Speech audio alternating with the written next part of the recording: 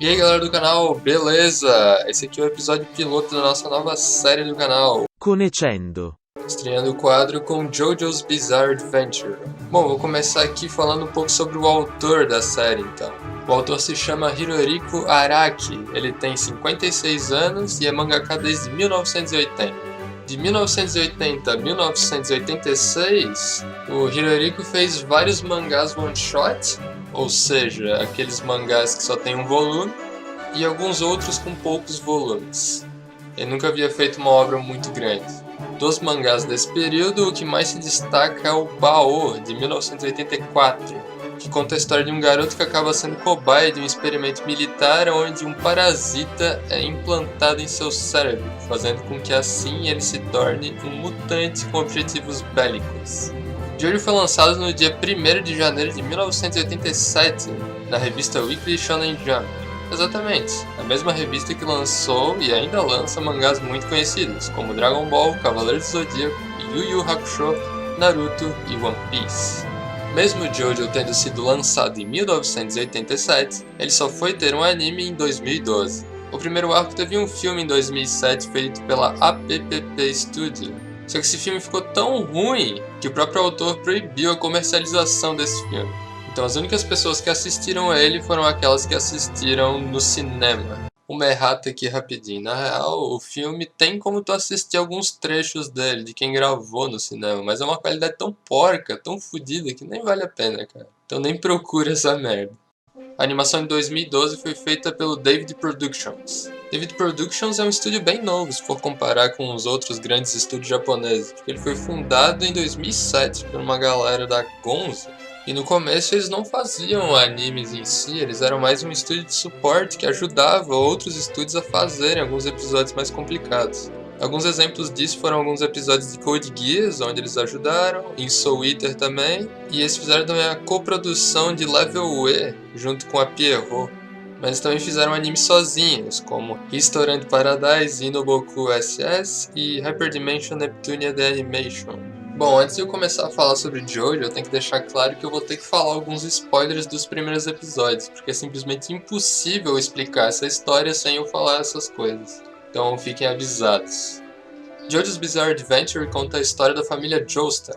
Em Phantom Blood, que é a primeira parte, conta a história de Jonathan Joestar, um jovem de família rica que vive na Inglaterra do século XIX. Por conta de acontecimentos do passado de seu pai, Jonathan acaba tendo que conviver com um irmão adotivo chamado Dio Brando. Porém, o único objetivo de Dio Brando era tomar toda a herança de Jonathan. E daquele dia em diante, Dio começa a atormentar a vida de Jonathan Joestar. Muito tempo se passa do primeiro episódio para o segundo, e naquela época Jonathan Joestar já tinha perdoado Dio por tudo que ele havia feito. Uma das características principais do Jonathan Joestar é que ele é muito ingênuo, então é muito fácil para qualquer um manipular ele da maneira que quiser. Nessa época, Jonathan Joestar já estava na faculdade, e a sua especialização era arqueologia.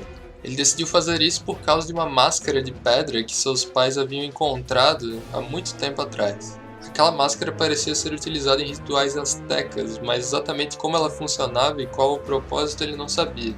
Mais pra frente na história, Dio Brando acaba roubando essa máscara dele e acaba por colocar em um mendigo, e o resultado é muito mais bizarro do que qualquer um poderia imaginar. Aquela máscara é ativada com sangue, e se alguém estiver vestindo ela, a pessoa é transformada em um vampiro. Dio havia roubado essa máscara porque inicialmente a usaria para matar Jonathan Joestar, fazendo com que parecesse um acidente de pesquisa. Mas depois que ele descobriu o que a máscara realmente fazia, ele resolveu utilizá-la a seu favor. Então quando ele voltou para a mansão e foi desmascarado por Jonathan e Speedwagon... Ah, pois é, né? Eu não expliquei quem que é o Speedwagon. O Jonathan Joestar estava desconfiando que o Dio estava envenenando o pai dele e foi procurar respostas em Londres. E lá ele encontra Speedwagon, que era um bandido que vivia por lá. Depois da luta entre os dois e ver toda a ingenuidade de Jonathan Joestar, ele resolve ajudá-lo. E eles se tornam grandes amigos.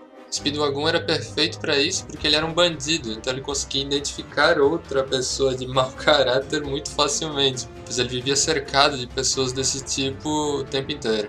Então quando ele viu o Dio, ele sacou na hora que aquele cara só podia ser sujeira.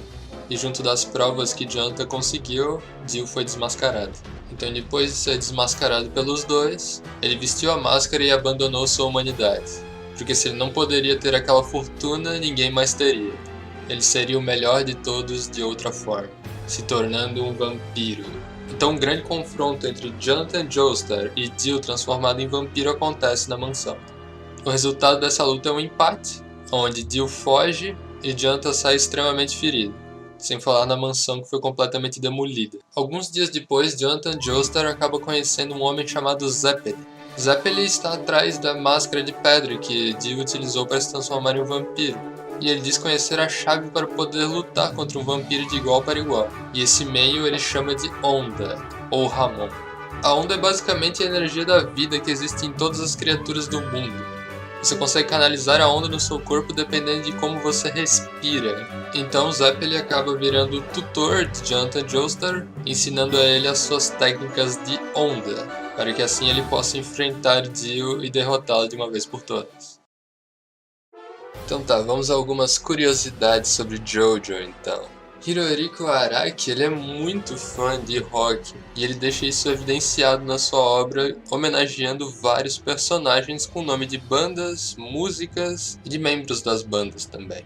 Praticamente todo personagem de Jojo tem alguma referência sobre isso. Então para essa parte do vídeo não ficar muito longa, eu vou só falar os melhores na minha opinião. Vamos começar aqui com Dio Brando. Se você conhece um pouco sobre rock ou metal dos anos 80, você já deve imaginar de onde que vem esse nome, né? Dio vem de Ronnie James Dio, que é um cantor de metal dos anos 80 que tem um monte de música foda pra caralho. Em seguida temos William A. Zeppeli. Esse aí você já deve imaginar de onde é que vem também. Exatamente, de Led Zeppelin. Outra referência muito engraçada que tem é de dois personagens dessa vez. O Dire e o Straits, que juntos formam a banda Dire Straits. Ele separou o nome da banda em dois personagens, sensacional. Outro caso parecido com esse é o do mestre do Dire Straits, que é o Tom Petty, que vem da junção dos dois nomes do cantor Tom Petty. E por fim, um dos inimigos do Jojo que se chama Bruford. Bruford é o sobrenome do baterista do Yes. O tema de encerramento da primeira temporada do Jojo é Roundabout, do Yes. Isso é muito foda. Beleza, agora eu vou dar minha opinião sobre a obra. Então se você não assistiu o anime ainda, para por aqui, assista e depois você volta.